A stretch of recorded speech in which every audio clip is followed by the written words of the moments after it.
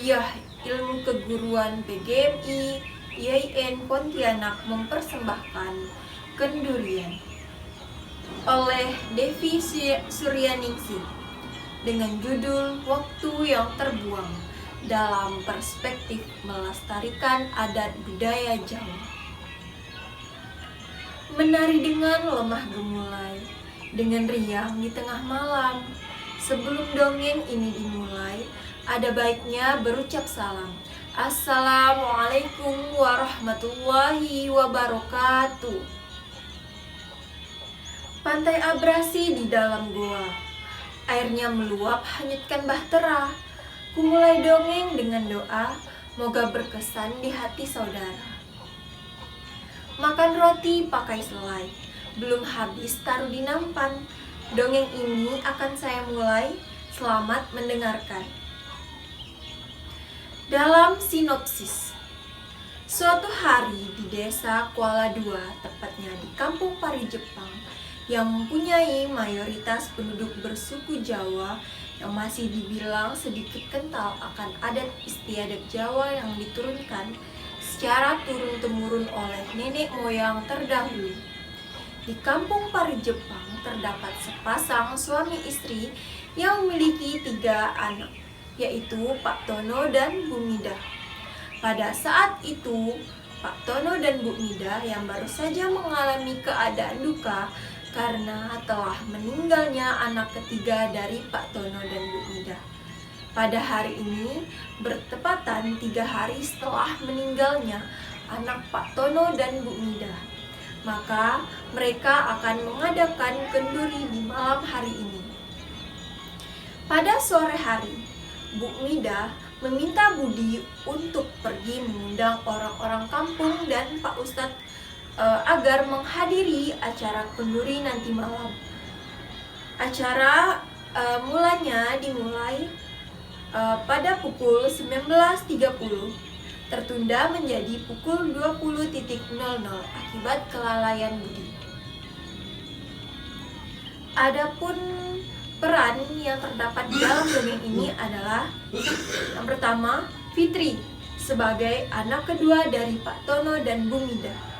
Yang kedua, Bu Midah sebagai ibu dari Budi dan Fitri. Kawan-kawan, sudah pada penasaran belum dengan cerita Waktu yang Terbuang?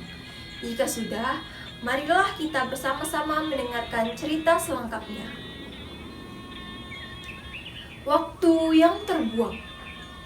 Pada suatu hari di desa Kuala Dua, tepatnya di kampung Pari Jepang yang mempunyai mayoritas penduduk bersuku Jawa yang masih dibilang sedikit kental akan adat istiadat yang diturunkan secara turun-temurun oleh nenek moyang terdahulu. Di kampung Pari Jepang terdapat sepasang suami istri yang memiliki 3 orang anak, yaitu Pak Budi dan Bu Midah. Anak pertama yang bernama Budi dan anak keduanya yang bernama Fitri. Pada saat itu, Pak Tono dan Bu Midah yang baru saja mengalami keadaan duka karena telah meninggalnya anak ketiga dari mereka. Pada hari ini bertepatan 3 hari setelah meninggalnya anak mereka. Maka Pak Tono dan istrinya akan mengadakan acara kendurian di malam hari nanti. Di pagi hari pukul 6.00, Bu Midah dibantu oleh Fitri untuk menyiapkan makanan yang akan disajikan nanti malam. Tidak lama kemudian, ada beberapa saudara mereka yang datang ke rumahnya untuk membantu memasak hidangan untuk kenduri. Pada saat itu, orang-orang yang berada di rumah Pak Tono sangat sibuk. Mereka pun sangat sibuk, ada yang mengupas bawang, menggoreng kentang, memasak nasi, menggoreng kerupuk, dan lain sebagainya. Sementara itu, Budi dan ayahnya serta bapak-bapak yang lain sibuk di belakang rumah. Ada yang memotong ayam, memasak nasi, karena nasi yang dimasak di atas tungku dengan dandang yang besar cepat selesai, dan lain sebagainya. Karena waktu sudah menunjukkan pukul 4 sore, Bu Midah menyuruh Fitri untuk mengingatkan abangnya agar tidak lupa untuk mengundang Pak Ustadz serta orang-orang kampung untuk menghadiri acara kenduri nanti malam di rumahnya. Kemudian Fitri pun menghampiri abangnya untuk mengundang Pak Ustadz dan orang-orang kampung.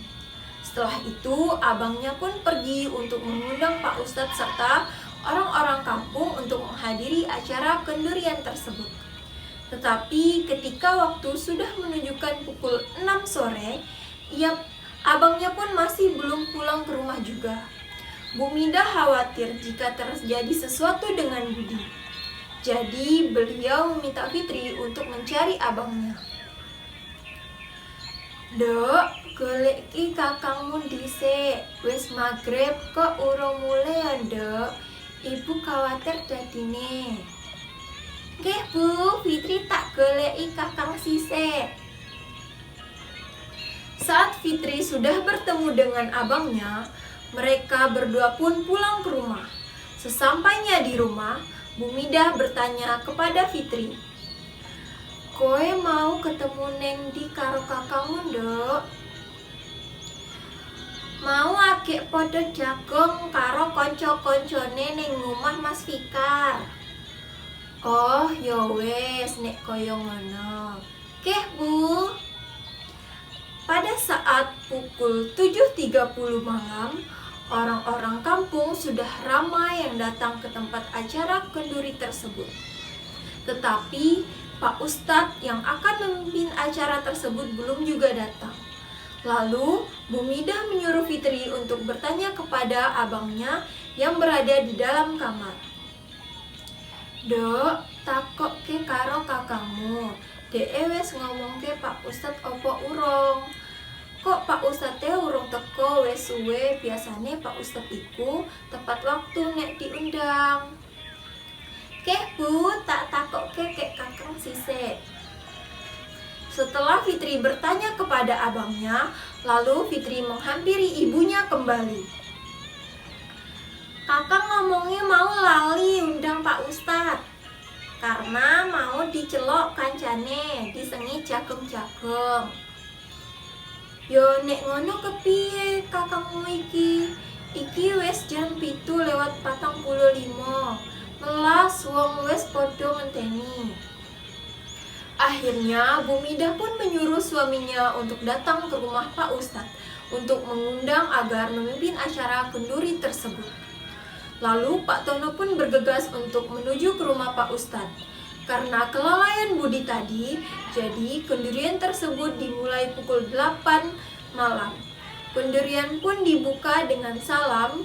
Kemudian Pak Ustadz menyampaikan tujuan diadakan kendurian tersebut.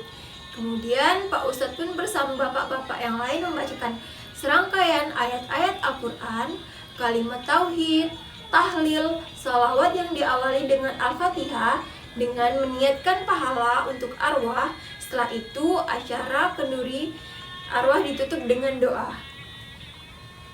Inti dari bacaan tersebut ditujukan kepada arwah untuk memohon ampun kepada Allah atas dosa-dosa arwah. Setelah acara kenduri selesai, Budi pun dimarahi oleh ayah dan ibunya karena kelalaian tersebut. Akhirnya Budi pun meminta maaf kepada kedua orang tuanya dan berjanji tidak akan mengulanginya lagi. Pergi ke sungai lihat buaya, pulangnya membeli makan. Cukup sekian dongeng saya. Salah kata mohon dimaafkan.